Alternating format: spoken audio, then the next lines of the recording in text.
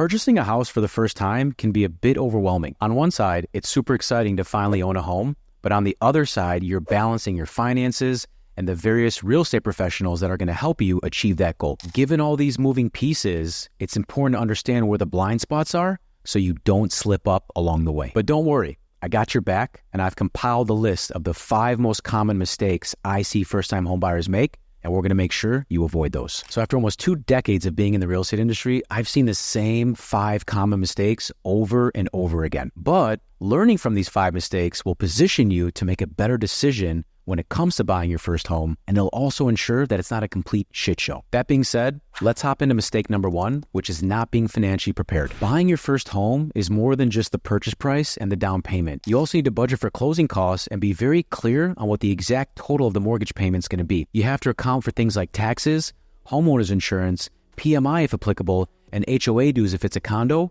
or a townhome. Remember, you live in the payment, not the price. Mistake number 2 is not getting pre-approved in advance of that home purchase. Getting pre-approved by a lender helps you determine your budget based on your income so you can comfortably afford your mortgage payments. Ideally, you want to get pre-approved up to 90 days before your home search so you can be aligned with your realtor and look at properties that fit your financial goals. The last thing you want to do is find a property, not be sure if you qualify for it, waste all this time negotiating only to have the deal fall through. Mistake number 3 is not using local experts. Look, watching YouTube and TikToks is definitely a good place to start, but when you're ready to buy that first home, you have to surround yourself with local experts who understand the nuances of that market and who can help you make the right decisions to avoid those blind spots. To be specific, you want to work with a realtor that has experience and credibility in the exact location that you're searching in to make sure that you don't miss any opportunities and to give you the highest chance of getting your home offer accepted. You also want to work with a local lender that has a good reputation because that could also impact the chances of whether or not your offer gets accepted. Listen, it's a competitive market right now.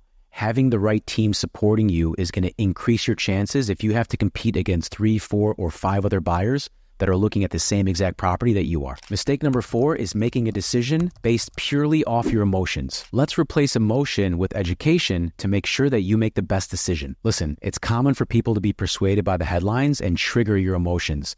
Don't let the media make your decision for you. Do your research. This can also look like the home buyer who falls in love with their dream home purely based on pictures. Then they show up to go see it. They fall in love with it even more, only to find out that the payment is out of their budget. This is another reason why it's important to get pre-approved in advance. We want to make sure that you make a decision based off logic, not emotion. Now, drop me a quick comment below if you have any questions as a first-time home buyer, and I'll make sure I respond to them soon. And now let's jump into the 5th and final mistake, which is not thinking long-term. It's important to consider your employment and financial stability, your personal and professional goals, and the likelihood of you physically staying in the city that you're thinking about buying in for the next 3 to 5 years. These factors will help determine if buying a home right now makes sense and if it's suitable for you given your situation. For example, changing careers soon, shifting from employed to self-employed, or thinking of relocating to work remotely in the mountains somewhere. If that's the case, buying a home might not make sense right now. A general rule of thumb I give all home buyers is if you don't plan on being in this home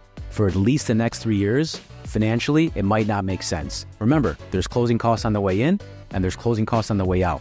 You want to be in the home long enough to pay down your equity so when you sell, you have enough equity to pay your closing costs on the way out. So if you've made it this far, I got a surprise for you. I've created a free Ultimate Homebuyer Checklist to help you be prepared and equipped for that next purchase. The link is in the description below. And if you've learned anything from this video, click that subscribe button and share it with other first-time homebuyers that might need the same information.